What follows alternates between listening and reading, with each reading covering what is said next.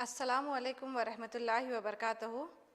संवेदा ई classes में मैं तमाम तुलबा का तहे दिल से इस्तकबाल करती हूँ। मैं Syeda Ghazala Roohi government Urdu high school Salgunda taluka Sindhanur ज़िला रायचूर से। अज़ीज़ बच्चों, हमने पिछली क्लास में जमात हश्तुम की साइंस की दरसी किताब मादी अशिया धात और गैर धात का दूसरा हिस्सा पढ़ा था। आज हम इसका तीसरा हिस्सा पढ़ने जा रहे हैं।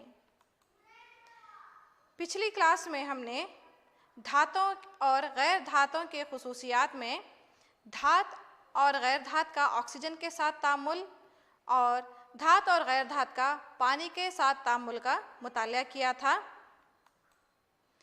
आज हम धातों और गैर धातों की कीमियाई खुसूसियात में ही पढ़ने जा रहे हैं। धातों और गैर धातों का तेज़ाब के साथ तामुल, धातों और गैर धातों का असासों के साथ तामुल और हटाव तामुल। तो आइए सबसे पहले धातों और गैर धातों का तेज़ाब के साथ तामुल देखें। तेज़ाब का नाम सुनते ही आपके दिमाग में क्या आता है? आपको पता है कि तेज़ाब नीले लिटमस को लाल रंग में तब्दील करते हैं। अगर आपके हाथ में स्ट्रॉन्ग तेज़ाब है और अगर गलती से ज़रा भी ये आप पर गिर जाए तो आपकी जिल्द जल सकती है। आपने कई तेज़ाबों के नाम भी सुने होंगे, जैसे कि सल्फ्यूरिक तेज़ाब, हाइड्रोक्लोरिक तेज़ाब, नाइट्रिक तेज़ाब वगैरह। तेज़ाब धात और गैर धात पर भी असर डालते हैं। आइए देखते हैं कि धात और गैर धात तेज़ाब के साथ किस तरह तामुल करते हैं। आइए एक सरगर्मी के ज़रिए धातों का तेज़ाब के साथ तामुल समझने की कोशिश करें। हम 6 टेस्ट ट्यूब लेंगे और उस पर A, B, C, D, E और F लेबल करेंगे। टेस्ट ट्यूब ए में हम मैग्नीशियम रिबन डालेंगे, टेस्ट ट्यूब बी में एल्यूमिनियम के वर्क, टेस्ट ट्यूब सी में लोहे की कीलें, टेस्ट ट्यूब डी में कॉपर टर्निंग्स, टेस्ट ट्यूब ई में और एफ में हम गैर धातें डालेंगे। ई में चारकोल पाउडर जो कि कार्बन का बहरूप है और एफ में सल्फर पाउडर। अब हर एक टेस्ट ट्यूब में 5 ml हल्काया हुआ हाइड्रोक्लोरिक तेज़ाब डालेंगे। इन टेस्ट ट्यूब्स को ज़रा गौर से देखिए। क्या आप देख रहे हैं कि टेस्ट ट्यूब ए और बी में बुलबुले बन रहे हैं? बुलबुलों का बनना इस तरफ इशारा है कि धातें एल्यूमिनियम और मैग्नीशियम हाइड्रोक्लोरिक तेज़ाब के साथ तामुल कर रही हैं। क्या आप टेस्ट ट्यूब सी, डी, ई और एफ में कुछ तब्दीली देख रहे हैं? नहीं। इसका मतलब है कि इन टेस्ट ट्यूब्स में मौजूद अनासिर हाइड्रोक्लोरिक तेज़ाब के साथ तामुल नहीं कर रहे हैं। ज़रूरी नहीं कि कुछ अनासिर बहुत आहिस्ता भी तामुल करते हैं। चलिए इन्हें कुछ तवानाई फराहम करके देखते हैं, यानी गर्म करते हैं। टेस्ट ट्यूब सी, डी, ई और एफ में क्या आप गर्म करने पर कुछ तब्दीली देख सकते हैं? जी हाँ, बिल्कुल। हम टेस्ट ट्यूब सी में कुछ तब्दीली देख सकते हैं, जहां लोहे की कील मौजूद है। यहाँ पर भी हम बुलबुलों का बनना देख सकते हैं, मतलब लोहा भी हाइड्रोक्लोरिक तेज़ाब के साथ तामुल कर रहा है। टेस्ट ट्यूब डी, ई और एफ में गर्म करने पर भी कोई तब्दीली हम नहीं देख रहे हैं। इसका मतलब है कि कॉपर, कार्बन और सल्फर हाइड्रोक्लोरिक तेज़ाब के साथ तामुल नहीं कर रहे हैं। ठीक है बच्चों, आपने देखा टेस्ट ट्यूब ए, बी और सी जिसमें मैग्नीशियम, एल्यूमिनियम और लोहा है, बुलबुलों का बनना नजर आ रहा है। बुलबुलों का बनना मतलब गैस का बनना है। लेकिन इन टेस्ट ट्यूब में कौन सी गैस बन रही है हमें नहीं मालूम। चलिए एक टेस्ट करके मालूम करते हैं कि कौन सी गैस बन रही है। एक जलती हुई मोमबत्ती को हर एक टेस्ट ट्यूब पर लाएंगे।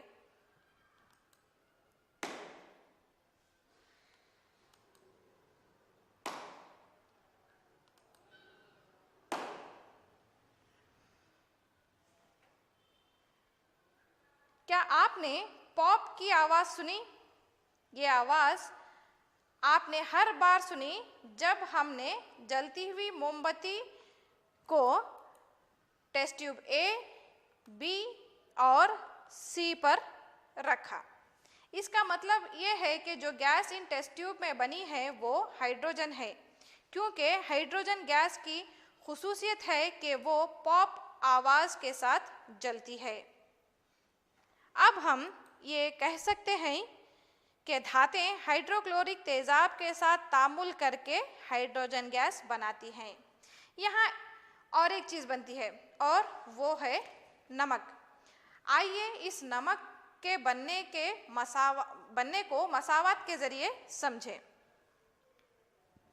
टेस्ट ट्यूब ए में हमने डाला था मैग्नीशियम रिबन और हाइड्रोक्लोरिक तेजाब। मैग्नीशियम हाइड्रोक्लोरिक तेजाब के साथ तामुल करके हाइड्रोजन को हटाती है और मैग्नीशियम क्लोराइड नमक बनता है, जैसा आप इस मसावत में देख रहे हैं।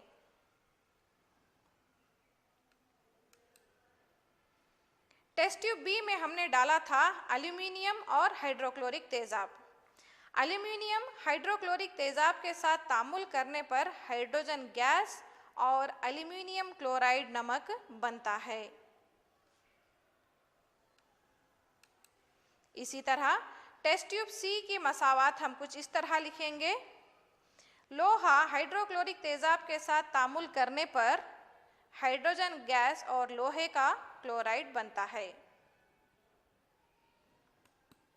आपने देखा कि टेस्ट ट्यूब ई और एफ में कोई तामुल नहीं हुआ है, जिसमें चारकोल यानी कार्बन और सल्फर था, जो कि एक गैर धात हैं। हम यहाँ ये कह सकते हैं कि धातें तेजाब के साथ तामुल करके नमक और हाइड्रोजन गैस बनाती हैं। गैर धातें तेजाब के साथ तामुल नहीं करती। लेकिन टेस्ट ट्यूब डी का क्या, जिसमें हमने कॉपर डाला था। कॉपर एक धात है पर ये तेजाब के साथ तामुल नहीं कर रहे हैं। इसकी क्या वजह हो सकती है? याद कीजिए, पिछली क्लास में हमने तामुलियती सिलसिले पर बहस की थी। हम देख सकते हैं कि तामुलियती सिलसिले में कॉपर की जगह हाइड्रोजन से नीचे है, यानी कॉपर हाइड्रोजन से कम तामुल पजीर धात है। और आपको पता है कि धातों को तेजाब के साथ तामुल करने के लिए तेजाब में मौजूद हाइड्रोजन को हटाना होता है।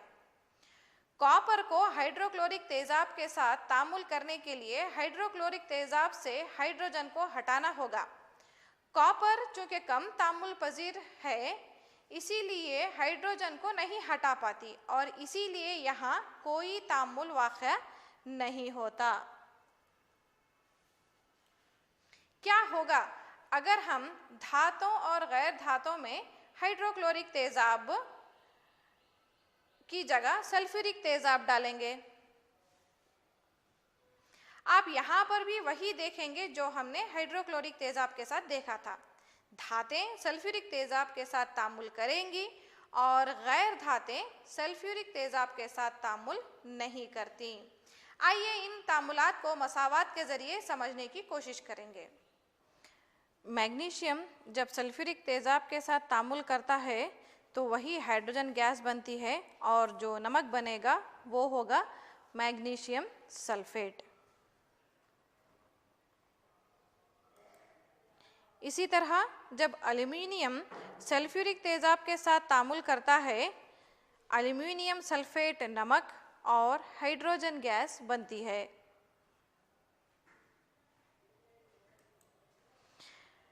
लोहा सल्फ्यूरिक तेजाब के साथ तामुल करता है तो हाइड्रोजन गैस बनती है और जो नमक बनेगा वो होगा लोहे का सल्फेट। लेकिन कॉपर का क्या? कॉपर सल्फ्यूरिक तेजाब के साथ तामुल करेगा? जी हाँ, कॉपर ऐसे तेजाब के साथ तामुल करता है जिनमें ऑक्सीजन मौजूद हो, जैसे कि सल्फ्यूरिक तेजाब और नाइट्रिक तेजाब।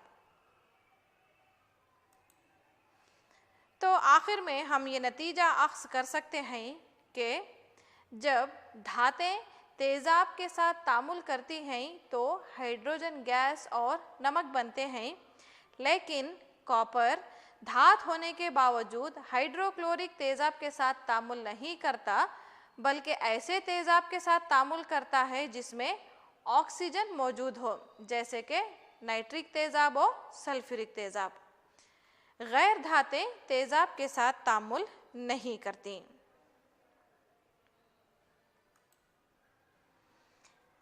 आइए बच्चों, अब हम देखेंगे कि धातें और गैर धातें असासों के साथ किस तरह तामुल करती हैं। सबसे पहले धातुओं का असासों के साथ तामुल। एक सरगर्मी के जरिए इन तामुलात को हम समझेंगे। इसके लिए हमें चाहिए सोडियम हाइड्रोक्साइड की टिकिया, एल्यूमिनियम के work, conical flask, rubber cork जिसको कांच की एक नली लगी हो, मोमबत्ती और माचिस का डिब्बा। कोनिकल फ्लास्क में 6 से 7 सोडियम हाइड्रोक्साइड की टिकियां डालिए और तकरीबन 5 से 10 ml पानी डालकर अच्छी तरह हिलाइए ताकि सोडियम हाइड्रोक्साइड की टिकियां इसमें हल हो जाएं। जो आपका ताज़ा सोडियम हाइड्रोक्साइड का महलूल तैयार हो गया। अब इस महलूल में एल्यूमिनियम के वर्क डालिए और कॉर्क को कोनिकल फ्लास्क पर लगा दीजिए और अच्छी तरह हिलाइए। आप देख सकते हैं कि महलूल में बुलबुले उठना शुरू हो गए हैं। एक जलती हुई मोमबत्ती को कांच की नली के करीब लाइए। आप देखेंगे कि जो गैस बाहर निकल रही है वो पॉप आवाज के साथ जलेगी। और एक बार देखिए, आप इस पॉप आवाज से अच्छी तरह वाकिफ हैं। ये हाइड्रोजन गैस के जलने की आवाज है। इस तजुर्बे से हम इस नतीजे पर पहुंचे हैं कि धातें जब असासों के साथ तामुल करती हैं तो हाइड्रोजन गैस और नमक बनते हैं। गैर धातुओं का असासों के साथ तामुल पेचीदा होता है। इसका मुताला आप अपनी आला जमातों में करेंगे। आइए बच्चों, अब हम एक बहुत ही दिलचस्प तामुल के बारे में पढ़ेंगे और वो है हटाऊ तामुल। हटाऊ तामुल को हम पहले एक मिसाल के जरिए समझने की कोशिश करेंगे। एक दिन एक दुबला पतला लड़का जिसका नाम ए था, शतरंज खेलना चाह रहा था। वो एक लड़की बी से मिला जिसके पास चेस बोर्ड था। ये दोनों ए और बी खेलने लगे। अब यहाँ पर एक मोटा ताज़ा लड़का जिसका नाम सी था पहुँच जाता है और सी भी बी के साथ चेस खेलना चाहता है। जैसा कि सी बहुत ताकतवर था, उसने ए को आसानी से हटा दिया और सी और बी खेलने लगे। तो मैं यहाँ ये कह सकती हूँ कि ताकतवर लड़के ने कमज़ोर लड़के को आसानी से हटा दिया। क्या कमज़ोर लड़का ए अगर सी को यानी ताकतवर लड़के को हटाना चाहे तो क्या ये मुमकिन है? नहीं, क्योंकि ए कमज़ोर है और सी ताकतवर। बिल्कुल ऐसा ही मामला कीमियाई तामुलात में भी देखा जा सकता है और ऐसे तामुलात को हम हटाव तामुल कहते हैं। यहाँ तामुल की एक मसावत को देखिए।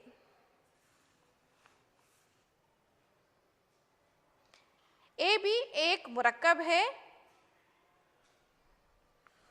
जिसमें ए धात है और बी गैर धात।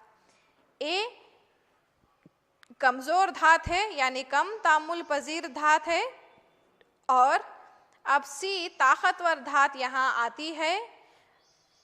ताकतवर यानी ज़्यादा तामुल पजीर धात। सी धात ए को ए बी मुरक्कब से आसानी से हटा देती है क्योंकि सी ज़्यादा तामुल पजीर धात है। इसके नतीजे में हमें सी बी मुरक्कब हासिल होता है और ए धात हट जाती है और ये तामुल हटाव तामुल कहलाता है, जहाँ ज़्यादा तामुल पजीर धात कम तामुल पजीर धात को हटा देती है। आइए एक सरगर्मी के तहत इस हटाव तामुल को तफसील से समझें। हम 3 बीकर्स लेंगे और इन पर ए, बी और सी लेबल करके इनमें 500 ml पानी भर देंगे। अब बीकर ए लीजिए, इसमें हम एक नमक डालेंगे जो है कॉपर सल्फेट। देखिए इस महलूल का रंग कौन सा है? बिल्कुल सही, नीला रंग। अब हम इस कॉपर सल्फेट के महलूल में जिंक के दाने डालेंगे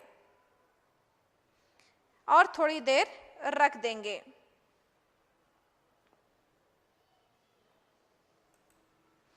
क्या आप अब बीकर में रंग देख सकते हैं? नीला रंग गायब हो चुका है और महलूल बेरंग हो गया है। महलूल का बेरंग होना इस बात की तरफ इशारा देता है कि यहाँ पर एक तामुल हुआ है। इस मसावत को देखिए, हमारे पास कॉपर सल्फेट का महलूल था जिसमें हमने जिंक को मिलाया था। आप तामुलिती सिलसिले को याद कीजिए, इसमें जिंक कॉपर के ऊपर है यानी जिंक कॉपर से ज़्यादा तामुल पजीर है और इसीलिए वो कॉपर सल्फेट से कॉपर को हटाकर जिंक सल्फेट बनाती है और ये जिंक सल्फेट बेरंग होता है। आप सोच रहे होंगे कि कॉपर कहाँ चला गया? यहाँ देखिए, कॉपर बीकर की तह में जमा हो गया है, तो ये एक हटाव तामुल था। अब हम बीकर बी ले लेंगे, इसमें भी कॉपर सल्फेट डालेंगे। इसका रंग फिर से नीला हो गया। इस बार हम इसमें लोहे की कीलें डालेंगे और थोड़ी देर छोड़ देंगे। अब आप इस महलूल को देखिए, इस महलूल का रंग हरा हो चुका है और ये इस बात की तरफ इशारा है कि कॉपर सल्फेट और लोहे के बीच तामुल हुआ है। आइए इस मसावत को देखते हैं। हमने कॉपर सल्फेट के महलूल में लोहा डाला था, तो आइए तामुलिती सिलसिले में इन धातों का मुकाम देखते हैं। तामुलिती सिलसिले में लोहा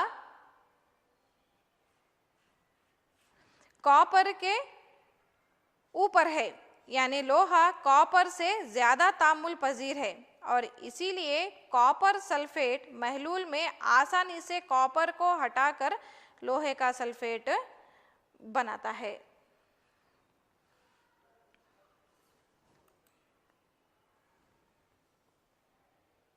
इसीलिए यहाँ बीकर बी में महलूल का रंग नीले से हरे में तब्दील हुआ है और कॉपर तह में मौजूद है।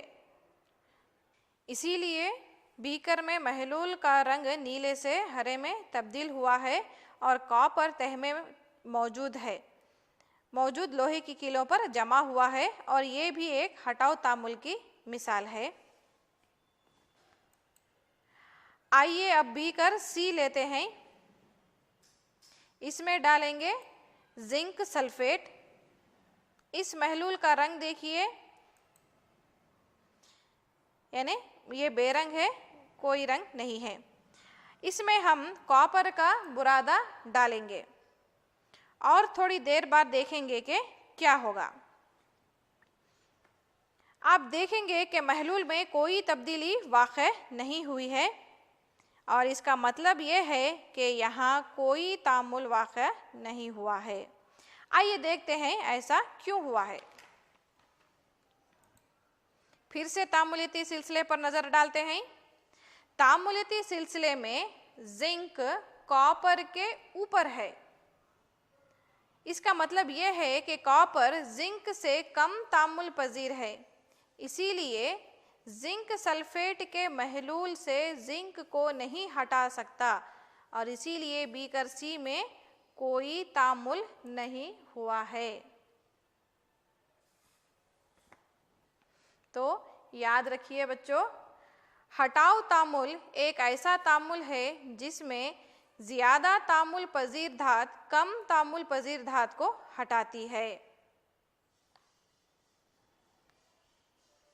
तो बच्चों, उम्मीद करती हूँ आप लोग हटाव तामुल को अच्छी तरह से समझ गए होंगे।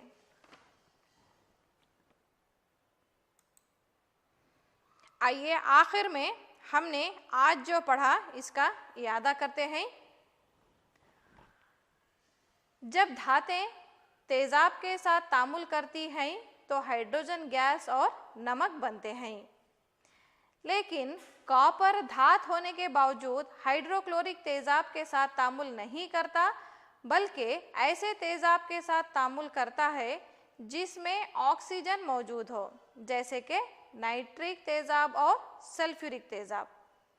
गैर धातें तेजाब के साथ तामुल नहीं करती।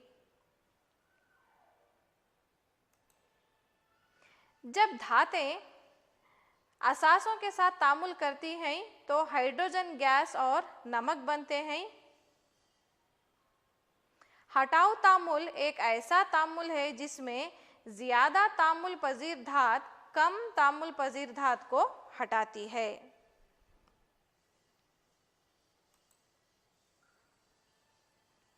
बच्चों, आपके लिए घर पर काम।